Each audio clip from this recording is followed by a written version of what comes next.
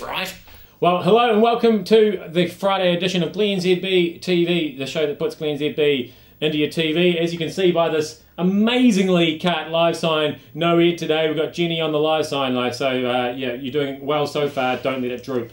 All right, this morning we're back to learning geography through current events because, of course, we've got the APEC meeting in Vladivostok. And I know what you're thinking. You're thinking, which one was Vladivostok again? I'm thinking it's in Russia somewhere, but where exactly? Russia is a big place, so I've got a handy-dandy map here for you, and I see it's actually down in this little bit here, quite close to Japan and Korea and all those places. Yeah, right in there.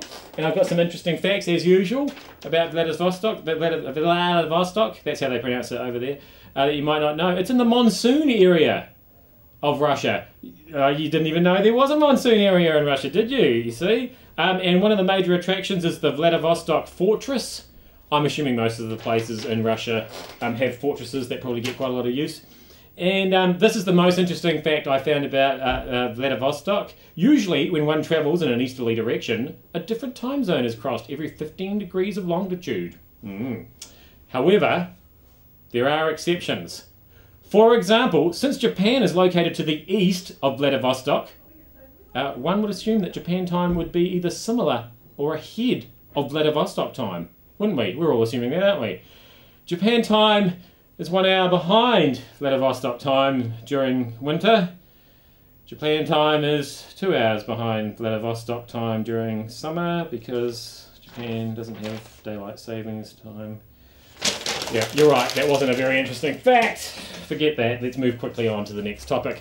Reality TV. The big final of the block last night. Ben and Libby, the oddly close brother and sister combination, took that out.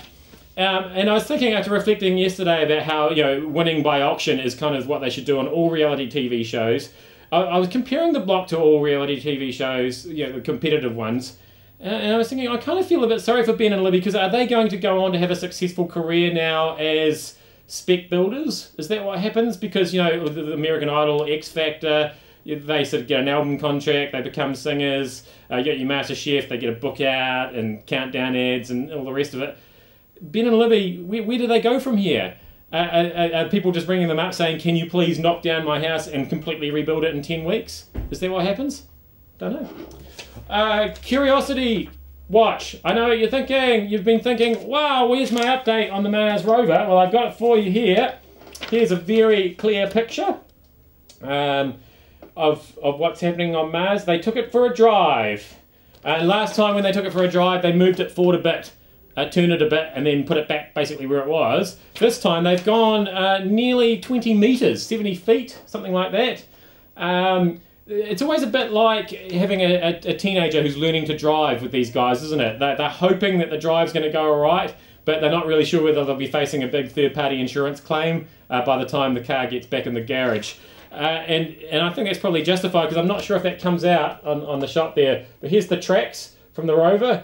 I was told this was going to be in a straight line, this drive, a 70-foot straight line drive, but as you can see, kind of zigzaggy there.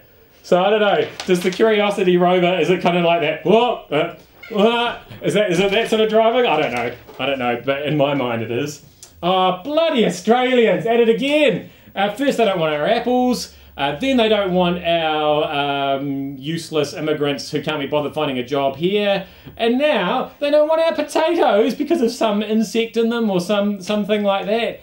Well, you know what we should do to make them want our potatoes is that we should claim that we invented potatoes, like Pavlova, like the Finn brothers and all that. As soon as we do that, they'll go, no, they're ours, we'll have them, we want them, they're Australian. Your New Zealand potatoes have always been Australian. That's just my plan there. And it's Feedback Friday, of course. So much feedback. We've got the Facebook stats.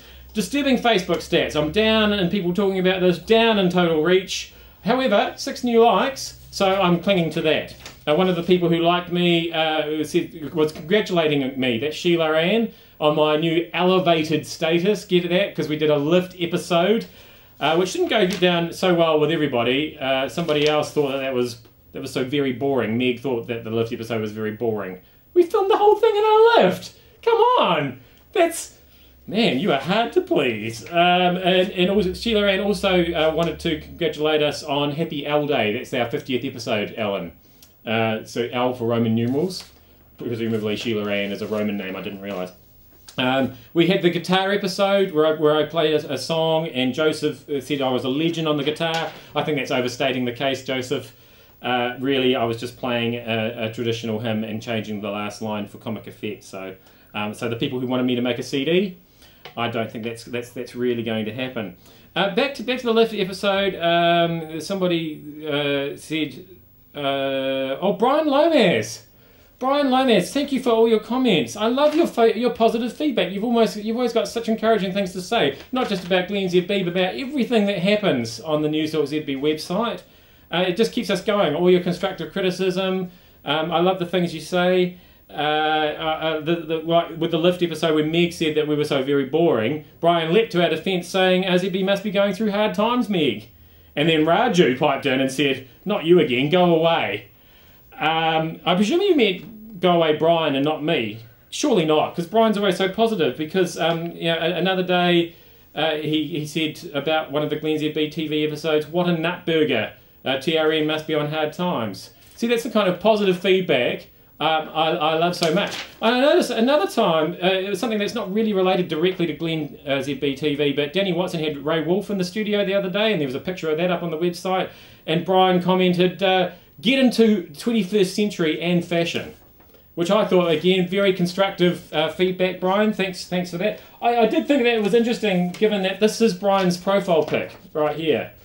So this is the man who's an authority on 21st century and fashion.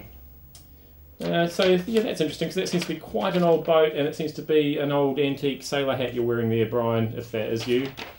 But yeah, keep it up. I look forward to your comments every week. That has been a Glennzb TV for another week. I am Glennzb. Thanks for having me in your tally. Good job, Jenny. Good job. Nice. It's still there.